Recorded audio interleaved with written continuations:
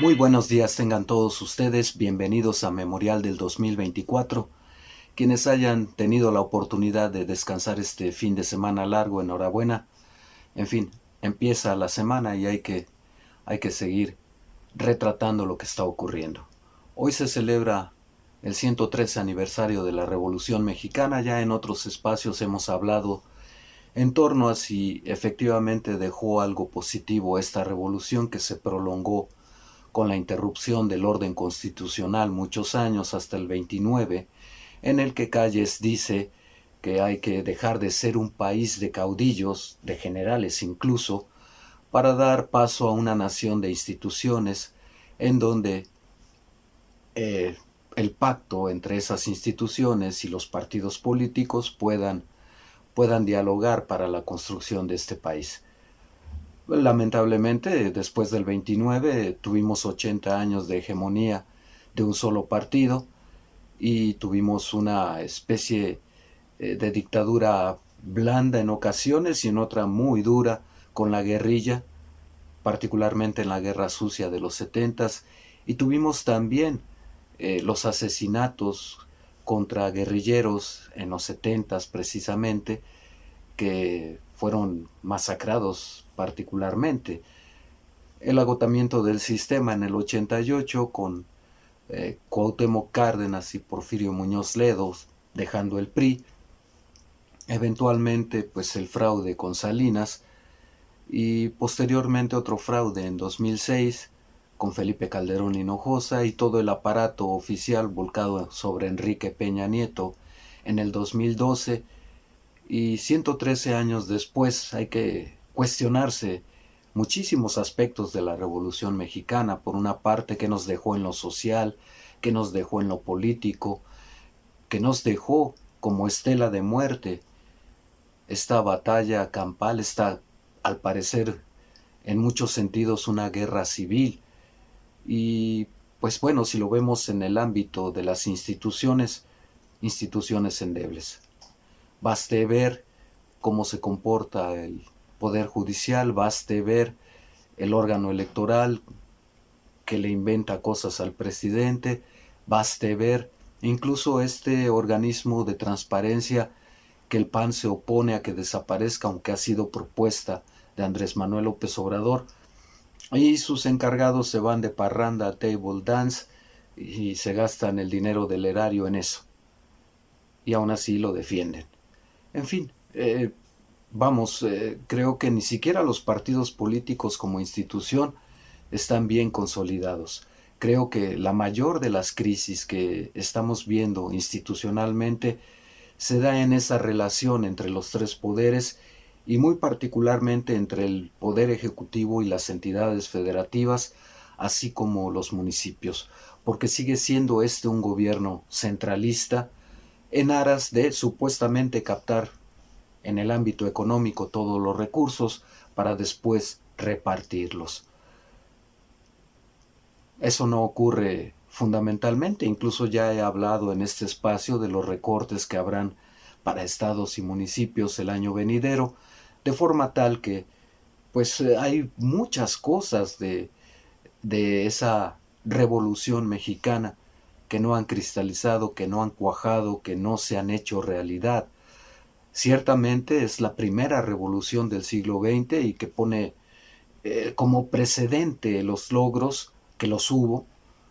Eh, ¿Quién puede negar el reparto agrario que en los 30 hizo el general Lázaro Cárdenas? ¿Quién puede negar la propia constitución de 1917, que es una constitución de avanzada? Es una pena que sea letra muerta por una parte y por la otra que desde los 80 los gobiernos neoliberales le hayan puesto tantos parches para poder absolver al Estado de cumplir sus funciones en materia de seguridad, salud, educación y empleo, justamente para que predomine el libre mercado.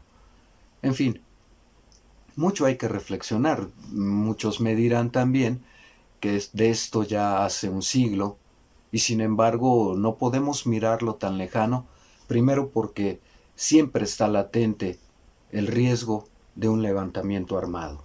sí los niveles de injusticia se mantienen. Y todavía México es un país muy injusto, con un reparto de la riqueza muy desigual. Eso por una parte. Por la otra, todavía México es un país en el que, a pesar de una constitución de avanzada y a pesar de los parches y cambios de los gobiernos neoliberales, no se cumple. No se cumple y a estas alturas hay muchos que ya replantean una reforma, tirar esta a la basura, rescatar lo que sirve y entonces a partir de ello adecuarla al siglo XXI. A ellos yo simplemente digo y siempre he comentado, si no podemos cumplir la que está vigente, queremos otra constitución como la del 17 que sea de avanzada en el siglo XXI para que no se cumpla. Hay muchas aristas que analizar de esa revolución.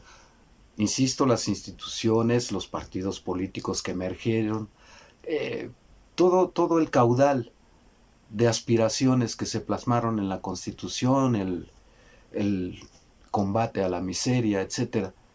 Muchísimas cosas que se pueden debatir, si Villa fue un delincuente, lo mismo que Zapata, en fin, si Madero fue alguien muy ingenuo y se dejó arrebatar el poder por su inocencia, si en realidad estaba pactando con Porfirio Díaz para él quedarse como vicepresidente del país y aprender del viejo tirano cómo gobernar a la nación.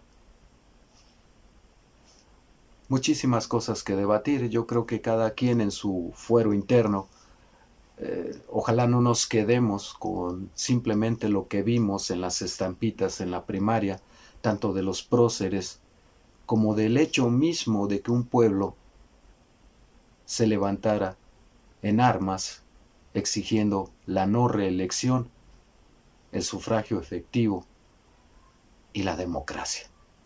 Porfirio Díaz cínicamente decía que México ya estaba preparado para la democracia, pero no se iba del poder.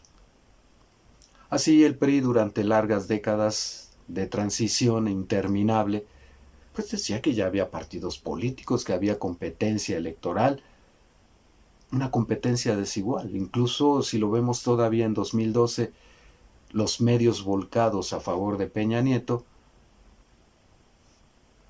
el resultado saltó a la vista. Este candidato prefabricado llegó al poder para aplicar una serie de reformas estructurales que siguieron ahondando las bondades, entre comillas, del neoliberalismo. En fin, no estamos para clases de historia, pero sí conviene recordar, ya que celebramos más con alegría por los días de asueto que por remembrar a aquellos próceres, celebramos estos días, pues bueno, tengámoslos un poquito en mente para que en siglo XXI, en este siglo XXI, no sean necesarios más héroes ni más milagros. Hasta aquí por ahora, líneas de contacto, suscríbanse, denos un like, cuídense mucho. Hasta pronto.